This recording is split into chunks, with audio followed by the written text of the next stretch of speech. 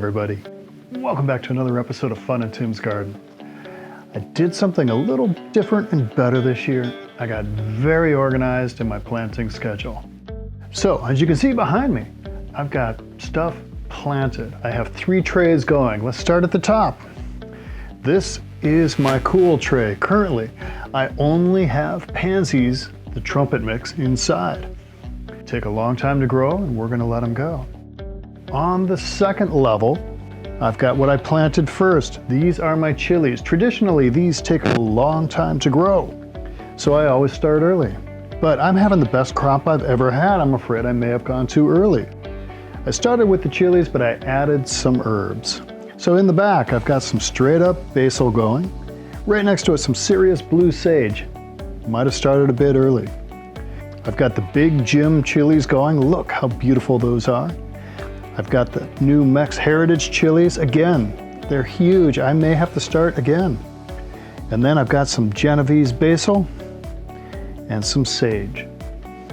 Right next to that, I have my tomatoes. This was the second batch of planting.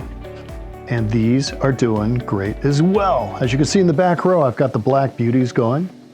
Right in front of it, the blue beauties, followed by the black crims. Can't wait to try those.